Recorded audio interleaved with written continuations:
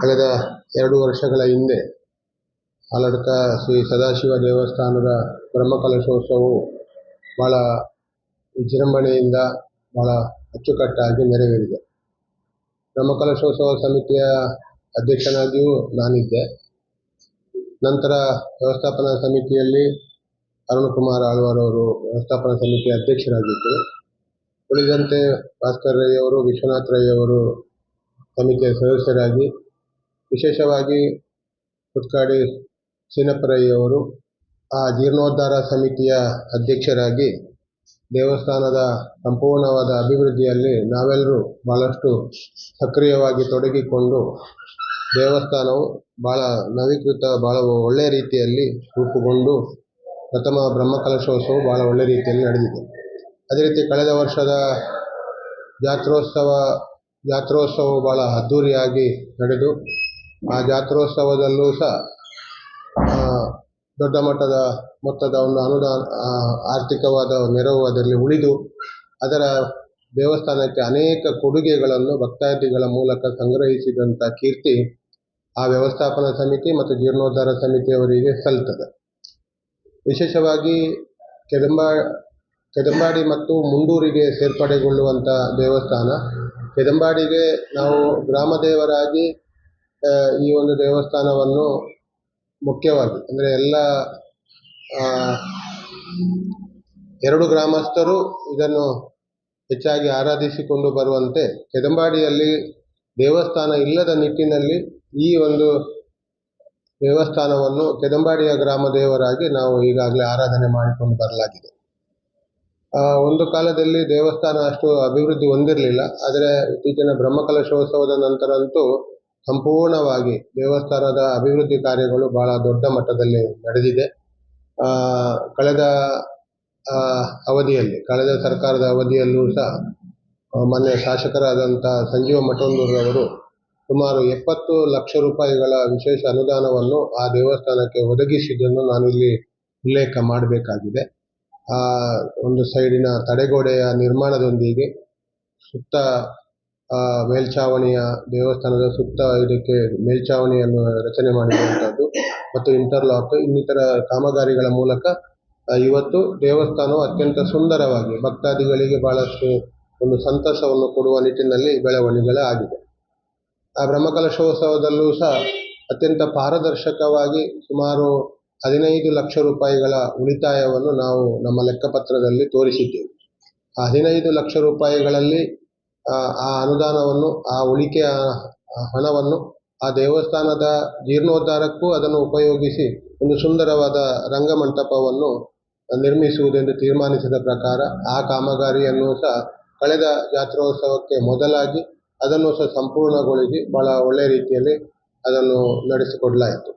ಹಾಗಾಗಿ ದೇವಸ್ಥಾನದಕ್ಕೆ ಅದು ಒಂದು ಕಾಲದಲ್ಲಿ ಬಹಳ ಭಕ್ತಾದಿಗಳ ಸಂಖ್ಯೆ ಕಡಿಮೆ ಇದ್ದರೆ ಬ್ರಹ್ಮಕಲಶೋತ್ಸವದ ನಂತರವಂತೂ ದೊಡ್ಡ ಮಟ್ಟದ ಭಕ್ತಾದಿಗಳು ಇವತ್ತು ಬರುವಂಥದ್ದು ಮತ್ತು ಅಲ್ಲಿಯ ವ್ಯವಸ್ಥಾಪನಾ ಸಮಿತಿ, ಜೀರ್ಣೋದ್ಧಾರ ಸಮಿತಿ ಭಕ್ತಾದಿಗಳ ಸಂಪೂರ್ಣವಾದ ಸಹಕಾರದಿಂದಾಗಿ ಅತ್ಯಂತ ಪಾರದರ್ಶಕವಾಗಿ ಯಾವುದೇ ಲೆಕ್ಕಾಚಾರಗಳಲ್ಲಿ ಯಾವುದೇ ತೊಡಕುಗಳಿಲ್ಲದೆ ಎಲ್ಲ ಭಕ್ತರ ದೇವರ ಅನುಗ್ರಹದೊಂದಿಗೆ ಎಲ್ಲ ಭಕ್ತರ ಪ್ರೀತಿಗೆ ಪಾತ್ರರಾದಂಥ ಒಂದು ಆಡಳಿತ ಮಂಡಳಿ ಅಲ್ಲಿ ಈ ತನಕ ನಡೆದುಕೊಂಡು ಬಂದಿರುವಂಥದ್ದು ಅತ್ಯಂತ ಸಂತಸದ ವಿಚಾರ.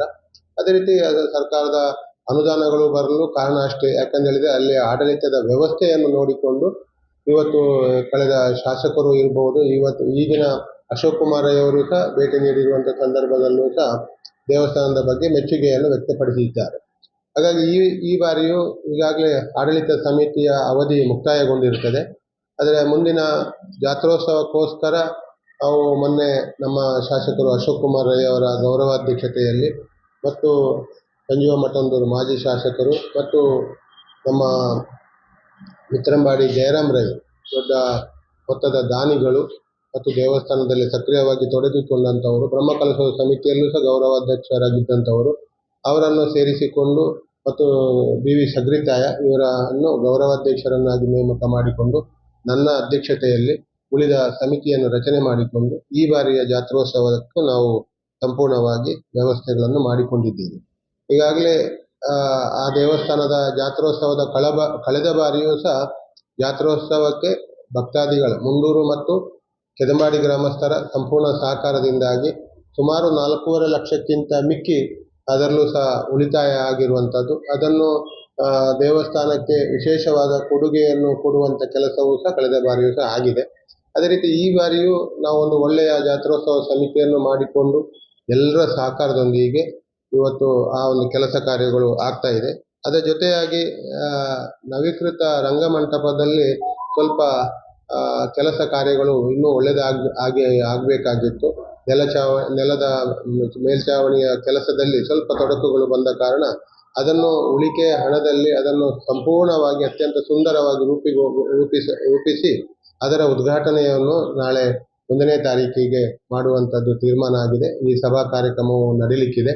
ಸಭಾ ಕಾರ್ಯಕ್ರಮದಲ್ಲಿ ಮಾನ್ಯ ಶಾಸಕರು ಮತ್ತು ಮಾಜಿ ಶಾಸಕರು ಅಶೋಕ್ ಕುಮಾರ್ ರೈ ಅವರು ಮತ್ತು ಮಾಜಿ ಶಾಸಕರು ಸಂಜೀವ ಮಠಂದೂರ್ ಅವರು ಮತ್ತು ಜಯರಾಮ್ ರೈ ಅವರು ಮತ್ತು ಭಕ್ತಾದಿಗಳು ನಾವೆಲ್ಲ ಇದ್ದು ಈ ಕಾರ್ಯಕ್ರಮವು ನಡೀಲಿಕ್ಕಿದೆ. ಅದೇ ರೀತಿ ನಿತ್ಯ ನಾಳೆ ಮತ್ತು ನಾಡಿದ್ದು 2 ದಿನಗಳ ಕಾಲ ಜಾತ್ರೋತ್ಸವ ಮತ್ತು ದೈವ ನೇಮಗಳು ನಡೀಲಿಕ್ಕಿದೆ. ಈ ಎಲ್ಲ ಕಾರ್ಯಕ್ರಮಗಳು ಅತ್ಯಂತ ಒಳ್ಳೆ ರೀತಿಯಲ್ಲಿ ಭಕ್ತರ ಸಹಕಾರದೊಂದಿಗೆ, ಅನ್ನ ಸಂತರ್ಪಣೆಯೊಂದಿಗೆ, ವಿವಿಧ ಸಾಂಸ್ಕೃತಿಕ ಕಾರ್ಯಕ್ರಮಗಳೊಂದಿಗೆ, ಅದರ ಜೊತೆಯಲ್ಲಿ ವಿವಿಧ ಎಲ್ಲ ವಿಚಾರಗಳನ್ನು ನಮ್ಮ ಆಮಂತ್ರಣ ಪತ್ರಿಕೆಯಲ್ಲಿ ನಾವು ಕೊಟ್ಟಿದ್ದೇವೆ. ಈ ಎಲ್ಲ ಕಾರ್ಯಕ್ರಮಕ್ಕೆ ಭಕ್ತಾದಿಗಳ ಸಹಕಾರವನ್ನು ನಾವು ಮತ್ತೊಮ್ಮೆ ಕೇಳಿಕೊಂಡು ಈಗಾಗಲೇ ಮನೆಗೆ ಆಮಂತ್ರಣ ಪತ್ರಿಕೆಯನ್ನು ಮುಟ್ಟಿಸುವಂಥ ಒಂದು ಕೆಲಸವನ್ನು ನಮ್ಮ ಸಮಿತಿಯವರು ಬಹಳ ಅಚ್ಚುಕಟ್ಟಾಗಿ ನಡೆಸಿದ್ದಾರೆ. ಮತ್ತು ಈ ಜಾತ್ರೋತ್ಸವವು ಅತ್ಯಂತ ವಿಜೃಂಭಣೆಯಿಂದ ಬಹಳ ಕಾರಣಿಕೆ ಇರುವಂಥ ದೇವಸ್ಥಾನ ಆಲಡ್ಕ ಸದಾಶಿವ ದೇವಸ್ಥಾನ. ಹಾಗಾಗಿ ಭಕ್ತರಿಗೂ ಬಹಳ ನಂಬಿಕೆ ಇರುವ ಕಾರಣ ಎಲ್ಲ ಕಡೆಗಳಲ್ಲಿ ಹೋಗುವಾಗ ಬಹಳ ಒಳ್ಳೆಯ ರೀತಿಯ ಸ್ಪಂದನೆಯನ್ನು ಭಕ್ತಾದಿಗಳು ನೀಡಿರುತ್ತಾರೆ. ಇಷ್ಟು ನಮ್ಮ ಕಾರ್ಯಕ್ರಮದ ರೂಪುರೇಷೆಗಳು. ನಾಳೆ ಉದ್ಘಾಟನೆ ನಡೀಲಿಕ್ಕಿದೆ. ನಾಡಿದ್ದು ಮಾಮೂಲಿ ಜಾತ್ರೆ ನಾಳೆ ಮತ್ತು ನಾಡಿದ್ದು, ನಂತರ ದೈವದ ನೇಮಗಳು ನಡೀಲಿಕ್ಕಿದೆ.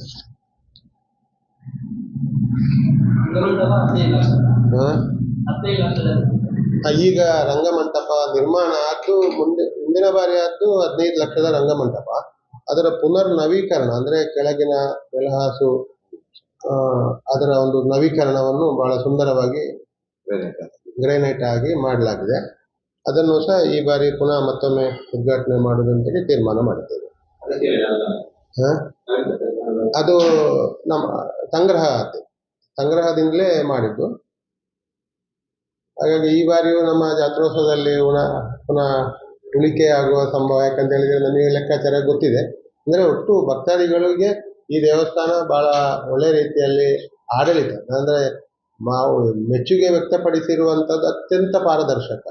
ಯಾವ ಲೆಕ್ಕಾಚಾರದಲ್ಲಿ ಎಲ್ಲರೂ ಕೈಯಿಂದ ಸ್ವಲ್ಪ ಹಾಕುವುದಲ್ಲದೆ 10 ರೂಪಾಯಿ ಅಪೇಕ್ಷೆ ಯಾರಿಗೂ ಇಲ್ಲ. ಮತ್ತೆ ಅದನ್ನು ಅತ್ಯಂತ ಪ್ರಾಮಾಣಿಕವಾಗಿ ಮಾಡಿದಂಥ ಒಂದು ಸೇವೆ ಈ ಆಡಳಿತ ಮಂಡಳಿಯನ್ನು ಎಷ್ಟು ಹೊಗಳಿದ್ರೂ ಸಾಲದು. ಯಾಕಂತ ಹೇಳಿದ್ರೆ ಆ ರೀತಿಯ ಒಂದು ಕೆಲಸ ಕಾರ್ಯಗಳು ಆ ದೇವಸ್ಥಾನದಲ್ಲಿ ಆಗಿದೆ. ಹಾಗೆ ಕೆಲವು ಯಾರೋ ಒಬ್ಬರು ಸುಮ್ಮನೆ ಅದು ಇದು ಅಂತೇಳಿ ಅದರ ಬಗ್ಗೆ ತಪ್ಪು ಹುಡುಕುವವರು ಇದ್ದರೂ ಸಹ ಭಕ್ತಾದಿಗಳು, ಸಾರ್ವಜನಿಕರು, ಆ ದೇವಸ್ಥಾನವನ್ನು ಕಂಡವರು ಎಲ್ಲರೂ ಒಮ್ಮೆ ಹೋದರೆ ನಮಗೊಂದು ರೋಮಾಂಚನ ಆಗ್ತದೆ. ಆ ದೇವಸ್ಥಾನ ಅಷ್ಟು ಅಚ್ಚುಕಟ್ಟಾಗಿ ಇರುವಂಥದ್ದು ಮತ್ತು ಲೆಕ್ಕಪತ್ರಗಳನ್ನು ಮಂಡಿಸಿರುವಂಥದ್ದು. ಕೆಲವು ಕಡೆ ಎಲ್ಲ ಕಡೆ ಈ ಬ್ರಹ್ಮಕಲಶೋತ್ಸವ ಆದ ನಂತರ ಲೆಕ್ಕಪತ್ರವನ್ನು ಮಂಡಿಸುವುದಿಲ್ಲ, ಜಾತ್ರೋತ್ಸವ ಆದ ನಂತರ ಅವರ ಲೆಕ್ಕಪತ್ರ ಮಂಡಿಸುವುದಿಲ್ಲ. ಏನಾಯಿತು ಯಾರಿಗೂ ಗೊತ್ತಿರೋದಿಲ್ಲ, ಮತ್ತೆ ಯಾರು ಕೇಳಲಿಕ್ಕೆ ಹೋಗೋದಿಲ್ಲ. ಆದರೆ ಇಲ್ಲಿ ಅದಕ್ಕೆ ನಾನು ಬಹಳ ಮುಖ್ಯವಾಗಿ ನಮ್ಮ ಅರುಣ್ ಕುಮಾರ್ ಆಳ್ವ ಇವರನ್ನು, ಇಡೀ ಊರಿನ ಜನ ಅವರ ತಂಡವನ್ನು ಬಹಳ ಅಭಿನಂದಿಸ್ತಾರೆ. ಮತ್ತು ಸೀನಪ್ರೈ ಇವರು ಧಾರ್ಮಿಕವಾಗಿ ನಂಬಿಕೆ ಇರುವಂಥವರು ಮತ್ತು ಜೀರ್ಣೋದ್ಧಾರ ಸಮಿತಿಯ ಅಧ್ಯಕ್ಷರಾಗಿದ್ದು ತನ್ನ ಕೈಯಿಂದ ಶಕ್ತಿ ಮೀರಿ ಅದಕ್ಕೆ ದೇವಸ್ಥಾನಕ್ಕೆ ಕೊಡುವಂಥ ದಾನಿಗಳಾದ ಕಾರಣ ಆ ದೇವಸ್ಥಾನದಲ್ಲಿ ಅತ್ಯಂತ ಒಳ್ಳೆ ರೀತಿಯ ವ್ಯವಸ್ಥೆಗಳಾಗಿದೆ ಅಂತ ಹೇಳುವಂಥದ್ದು. ಈಗಲೂ ನಮ್ಮ ಈ ಒಂದು ವ್ಯವಸ್ಥೆಯಲ್ಲಿ ಕಾರ್ಯಾಧ್ಯಕ್ಷರಾಗಿ ಕಾರ್ಯನಿರ್ವಹಿಸ್ತಾ ಇದ್ದಾರೆ. ನಮಗೆ ಅಲ್ಲಿ ಹೋಗಲಿಕ್ಕೆ ಒಂದು ಖುಷಿ ಆಗ್ತದೆ. ಅಲ್ಲಿಯ ಒಂದು ಒಗ್ಗಟ್ಟು, ಆ ಭಕ್ತಾದಿಗಳ ಒಂದು ರೀತಿಯ ಧಾರ್ಮಿಕವಾದ ನಂಬಿಕೆಗಳು, ಆ ಕೆಲಸ, ಶ್ರಮದಾನ ಇರ್ಬೋದು, ದೇವಸ್ಥಾನಕ್ಕೆ ಬೇಕಾದ ಎಲ್ಲ ವ್ಯವಸ್ಥೆಗಳು. ಅಲ್ಲಿ ಯಾರಿಗೂ ನಮಗೆ ಮಾತಾಡಲಿಕ್ಕೆ ಅವಕಾಶಗಳಿಲ್ಲ, ಯಾವುದೇ ರಾಜಕೀಯ ಪ್ರವೇಶ ಇಲ್ಲ, ರಾಜಕೀಯಕ್ಕೆ ಅವಕಾಶಗಳಿಲ್ಲದೆ ಅದು ಯಾವ ಸರ್ಕಾರ ಯಾವುದು ಬೇಕಿದ್ರೂ ಬರಲಿ, ಈ ಆಡಳಿತ ವ್ಯವಸ್ಥೆ ಒಳ್ಳೆದಿದೆ ಅಂತ ಹೇಳುವಂಥ ಭಾವನೆ ಜನರಲ್ಲಿ ಇರುವ ಕಾರಣ, ಹಾಗಾಗಿ ಜನ ಅದಕ್ಕೆ ಪರಿಪೂರ್ಣವಾದ ಸಹಕಾರವನ್ನು ಕೊಟ್ಟ ಕಾರಣ ದೇವಸ್ಥಾನದ ಸಣ್ಣ ಮಟ್ಟದ ಒಂದು ರೋಡಿನ ಅತ್ಯಂತ ಅವಶ್ಯಕತೆ ಇದೆ. ಮುಖ್ಯ ರಸ್ತೆಯಿಂದ ಒಂದು ರಸ್ತೆಯ ಅವಶ್ಯಕತೆ ಇದೆ. ಅದು ನಮ್ಮ ಪ್ರಯತ್ನಗಳು ತುಂಬ ಇದೆ. ಮುಂದಿನ ದಿನಗಳಲ್ಲಿ ಅದು ಆಗ್ಬೋದು ಅಂತ ಹೇಳುವ ನಂಬಿಕೆಯೂ ಇದೆ. ಹಾಗಾಗಿ ಒಟ್ಟಿನಲ್ಲಿ ಈ ದೇವಸ್ಥಾನದ ಒಂದು ಈ ವರ್ಷದ ಜಾತ್ರೋತ್ಸವವು ಸಹ ಭಕ್ತಾದಿಗಳ ಸಹಕಾರದಿಂದ ಒಳ್ಳೆ ರೀತಿಯಲ್ಲಿ ನಡೀತಾ ಇದೆ. ಕೆದಂಬಾಡಿಯಲ್ಲಿ ಗ್ರಾಮ ದೇವಸ್ಥಾನ ಅಂತ ಇಲ್ಲ, ಹಾಗಾಗಿ ಈಗ ಆಲಡ್ಕ ಸದಾಶಿವ ದೇವಸ್ಥಾನವನ್ನೇ ನಾವು ಕೆದಂಬಾಡಿಯ ಬಹಳ ಮುಖ್ಯ ವಿಚಾರ. ಮತ್ತು ಮುಂಡೂರಿನಲ್ಲಿ 3 ದೇವಸ್ಥಾನಗಳು 4 ದೇವಸ್ಥಾನಗಳು ಇರುವ ಕಾರಣ ಹಾಗಾಗಿ ಮುಂಡೂರಿನವರಿಗೆ ಒಂದು ಪಾಠ ಅಷ್ಟೇ ಇದೆ. ಅಂದ್ರೆ ಈ ದೇವಸ್ಥಾನ ಇದೆ, ಮೃತ್ಯುಂಜಯ ಇದೆ, ಕುಕ್ಕಿನಡ್ಕ ಸುಬ್ರಹ್ಮಣ್ಯ ದೇವಸ್ಥಾನ ಇದೆ. ಆದರೆ ಕೆದಂಬಾಡಿಯವರಿಗೆ ಬಹಳ ಮುಖ್ಯವಾಗಿ ಆಲಡ್ಕ ಸದಾಶಿವ ದೇವಸ್ಥಾನವೇ ಒಂದು ರೀತಿಯಲ್ಲಿ ಈಗ ಎಲ್ಲಿ ಹೋದ್ರು ನಮ್ಮ ಪ್ರಶ್ನೆಗಳ ಚಿಂತನೆ ಆಗುವಾಗ ಆಲಡ್ಕ ಸದಾಶಿವ ದೇವಸ್ಥಾನವನ್ನೇ ಗ್ರಾಮದೇವರಾಗಿ ಮುಂದೆ ಇಡುವಂಥದ್ದು ಆಗಿದೆ. ಹಾಗಾಗಿ ಕೆದಂಬಾಡಿಯಿಂದಲೂ ಬಹಳ ಪೂರ್ಣವಾದ ಸಹಕಾರ ಈ ಜಾತ್ರೋತ್ಸವಕ್ಕೆ ಮತ್ತು ಈ ಜೀರ್ಣೋದ್ಧಾರದ ಬ್ರಹ್ಮಕಲಶೋತ್ಸವ ಸಂದರ್ಭದಲ್ಲಿ ಸಿಕ್ಕಿದೆ. ಏನಾದರೂ ಹಾಗಾಗಿ ನಮ್ಮ ಪತ್ರಿಕೆಗಳಲ್ಲಿ ಈ ಒಂದು ಆಲಡ್ಕ ಸದಾಶಿವ ದೇವಸ್ಥಾನದ ವಿಶೇಷತೆಯನ್ನು ಆಗುವ ಮೊದಲು ಈ ಮುಖ್ಯವಾಗಿ ಇಲ್ಲಿ ಅದಕ್ಕೆ ಮೊದಲಿನ ಒಂದು ಅವಧಿಯಲ್ಲೂ ಸಹ ಈ ಸಮಿತಿ ರಚನೆ ಆಗಿತ್ತು. ಮುನ್ನೋಡಿ ಚಂದ್ರಾಸುರೈ ಮತ್ತು ಇವರೆಲ್ಲ ಅದರಲ್ಲಿ ಸಮಿತಿಯಲ್ಲಿ ಆಗಿ ಇದ್ರು. ಆ ಒಂದು ಅವಧಿಯಲ್ಲೂ ಸಹ ಕೆಲಸ ಕಾರ್ಯಗಳು ಆಗಿದೆ. ಜೀರ್ಣೋದ್ಧಾರ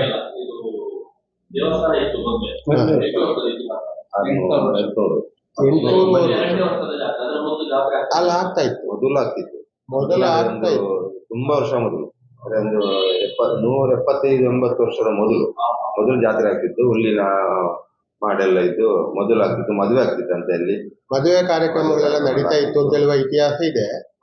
ಹಾಗಾಗಿ ಅದಕ್ಕೆ ಸ್ವಲ್ಪ ಜಾಗದೆಲ್ಲ ಸ್ವಲ್ಪ ಕಡಿಮೆ ಇರುವಂಥದ್ದು. ಸ್ವಲ್ಪ ಈಗ 1 ಎಕರೆ 29 ಸೆಂಟ್ ಮಾತ್ರ ಇದಕ್ಕೆ ಹೊಂದಾಣಿಕೆ ಆಗಿರುವಂಥ ಜಾಗ ಇರುವಂಥದ್ದು.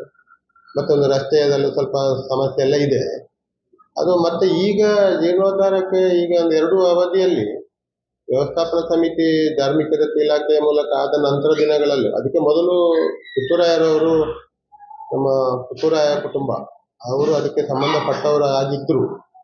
ಅವರು ಅದನ್ನು ನಡೆಸಿಕೊಂಡು ಬಂದು ಸ್ವಲ್ಪ ಕೆಲಸ ಕಾರ್ಯಗಳನ್ನು ಮಾಡ್ತಾ ಇದ್ರು. ಆದರೆ ಅವರೊಳಗೇನೆ ಸ್ವಲ್ಪ ಬೇರೆ ಬೇರೆ ವ್ಯತ್ಯಾಸಗಳಿದ್ದ ಕಾರಣ ಅದರ ನಂತರ ವ್ಯವಸ್ಥಾಪನಾ ಸಮಿತಿ ಬಂದ ನಂತರವಂತೂ ಅದಕ್ಕೆ ಹೆಚ್ಚು ಇನ್ನೂ ಕೆಲಸ ಕಾರ್ಯಗಳು ಆಗಿ 2 ಅವಧಿಗಳಲ್ಲೂ ಸಹ ಒಳ್ಳೆಯ ಕೆಲಸ ಆದ ಕಾರಣ ಇವತ್ತು ದೇವಸ್ಥಾನ ಪರಿಪೂರ್ಣವಾಗಿ ಎಲ್ಲ ರೀತಿಯಲ್ಲಿ ಇವತ್ತು ಅಭಿವೃದ್ಧಿ ಹೊಂದಿದೆ. ಭಕ್ತಾದಿಗಳಿಗೆ ಒಂದು ರೀತಿಯ ತುಂಬ ಖುಷಿ ಕೊಡ್ತಾ ಇತ್ತು. ಬಹಳ ಭಕ್ತರ ಸಂಖ್ಯೆ ಅಲ್ಲಿಂದ ದೇವಸ್ಥಾನ ಉಂಟು ಅಂತೇಳಿ ಗೊತ್ತಿಲ್ಲದಂಥ ಪರಿಸ್ಥಿತಿಯಲ್ಲಿ ಈಗ 2 ಅವಧಿಗಳಲ್ಲಂತೂ ನಮ್ಮ ವ್ಯವಸ್ಥಾಪನಾ ಸಮಿತಿ, ಜೀರ್ಣೋದ್ಧಾರ ಸಮಿತಿಯವರ ಸಹಕಾರದಿಂದ, ಊರವರ ಸಹಕಾರದಿಂದಾಗಿ ಇವತ್ತೊಂದು ದೇವಸ್ಥಾನ ಇದೆ. ಮತ್ತೆ ಭಕ್ತರ ಸಂಖ್ಯೆ ದಿನದಿಂದ ಮತ್ತು ಪ್ರತಿ ಸೋಮವಾರ ವಿಶೇಷ ತಿಂಗಳ ಪ್ರಥಮ ಸೋಮವಾರ ಒಂದು ವಿಶೇಷವಾದ ಪೂಜೆಯನ್ನು ಏರ್ಪಾಡು ಮಾಡಿಕೊಳ್ಳುವಂಥದ್ದು ಮತ್ತು ವಾರ್ಷಿಕವಾಗಿ ನಡೆಯುವಂಥ ಎಲ್ಲ ವಿಶೇಷ ಧಾರ್ಮಿಕ ಕೆಲಸ ಕಾರ್ಯಗಳನ್ನು ಸಹ ಈ ಒಂದು ದೇವಸ್ಥಾನದಲ್ಲಿ ಹಮ್ಮಿಕೊಳ್ಳಲಾಗ್ತಾ ಇದೆ. ಶಿವರಾತ್ರಿ, ಧನುಪೂಜೆ, ಇಂತಹ ವಿಶೇಷ ಕಾರ್ಯಕ್ರಮಗಳಿವೆ. ವರಮಹಾಲಕ್ಷ್ಮಿ ಪೂಜೆ ಅದು ಬಹಳ ವಿಶೇಷವಾಗಿ ನಡೀತದೆ. ಇದೆಲ್ಲ ನಡೆಯುವ ಕಾರಣ ಹೆಚ್ಚು ಭಕ್ತರು, ಅಂದರೆ ನಾನು ಅದಕ್ಕೆ ಹೆಚ್ಚು ಇಲ್ಲಿ ಉಲ್ಲೇಖ ಮಾಡುವಂಥದ್ದು ದೇವರಿಗೆ ಒಂದು ರೀತಿಯ ಕಾರಣಿಕೈ ಅಲ್ಲಿ ಇದೆ. ಆದರೆ ನಮ್ಮ ಸಮಿತಿಯ ಕೆಲಸವನ್ನು ನಾವು ಮೆಚ್ಚಲೇಬೇಕಾದ್ದು. ಅಂದರೆ ಇವರು ಅಷ್ಟು ಅದರಲ್ಲಿ ತೊಡಗಿಸಿಕೊಂಡು ಆ ಒಂದು ಕೆಲಸವನ್ನು ಭಕ್ತಿ ಮತ್ತು ಶ್ರದ್ಧೆಯಿಂದ ಬಹಳ ಒಳ್ಳೆ ರೀತಿಯಲ್ಲಿ ಮಾಡ್ತಾ ಬರುವಂಥದ್ದೇ ಇದಕ್ಕೆ ಕಾರಣ ಅಂತ ಹೇಳುವಂಥದ್ದು. ನಾನು ಈಗ ಎಲ್ಲಿ ಯಾವುದೇ ಇದ್ರೂ ಸಹ ದೇವರಿಗೆ ಎಷ್ಟು ಕಾರಣಕ್ಕೆ ಇದ್ದರೂ ನಾವು ನಮ್ಮ ಕೆಲಸವನ್ನು ಯಾವ ರೀತಿ ಮಾಡಿದ್ದೇವೆ ಅಂತ ಹೇಳುವಂಥದ್ದು ಮುಖ್ಯ. ಹಾಗಾಗಿ ಈ ಸಮಿತಿಯವರು, ಜೀರ್ಣೋದ್ಧಾರ ಸಮಿತಿಯ ಅಧ್ಯಕ್ಷರು ಸಹಿತ ಎಲ್ಲರೂ ತಮ್ಮ ಕೈಯಿಂದ ಬೇಕಾದಷ್ಟು ಹಾಕಿಕೊಳ್ಳುವುದಲ್ಲದೆ ಭಕ್ತರನ್ನು ಸಹ ಒಂದು ಆಕರ್ಷಣೆ ಮಾಡುವ ರೀತಿಯಲ್ಲಿ ಆ ದೇವಸ್ಥಾನವನ್ನು ನಿರ್ಮಿಸಲಾಗಿದೆ. ಹಾಗಾಗಿ ಒಳ್ಳೆ ರೀತಿಯಲ್ಲಿ ಅದನ್ನು ನಡೀತಾ ಇದೆ. ಹೌದು, ಅದು ಜಾತ್ರೋತ್ಸವ ಒಂದು ಕೆಲವು ಬ್ರಹ್ಮಕಲಶೋತ್ಸವ ಆದ ನಂತರ ಒಂದು ಪದ್ಧತಿ ಮಾಡ್ತೇವೆ. ಯಾಕಂದ್ರೆ ಇಲ್ಲದಿದ್ರೆ ಯಾರು ಎಷ್ಟು ಕೊಡಬೇಕು ಅಂತ ಹೇಳುವಂಥದ್ದು ನಿಯಮಗಳು ಇರುವುದಿಲ್ಲ. ಒಂದೊಂದು ಕಡೆ ಒಂದೊಂದು ರೀತಿ ಇರ್ತದೆ. ಕೆಲವು ಕಡೆಗಳಲ್ಲಿ ರೈತರಿದ್ದರೆ ಎಷ್ಟು ಅಡಿಕೆ ಆಗ್ತದೆ ಅದನ್ನು ಹೊಂದಿಕೊಂಡು ಅವರಿಗೆ ಎಷ್ಟು ಕೊಡಬೇಕು ಅಂತ ಹೇಳುವ ಒಂದು ನಿಯಮವನ್ನು ಸಹ ಮಾಡಿಕೊಂಡದ್ದಿದೆ. ಆದರೆ ಇಲ್ಲಿ ಆ ರೀತಿ ಅಲ್ಲದೆ ಒಂದು ಮನೆಯ ಮತ್ತೆ ಹೆಚ್ಚು ಕೊಡುವವರಿದ್ದಾರೆ. ನಮ್ಮ ಪಟ್ಟಿಯಲ್ಲಿ ಕೊಟ್ಟಿದ್ದೇವೆ, ಹೆಚ್ಚು ಕೊಡುವವರು ಸಹ ಇದ್ದಾರೆ.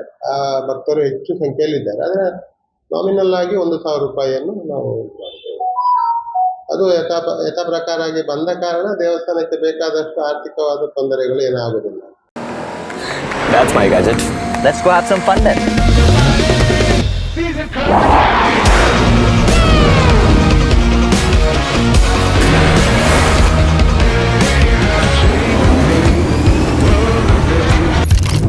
Stay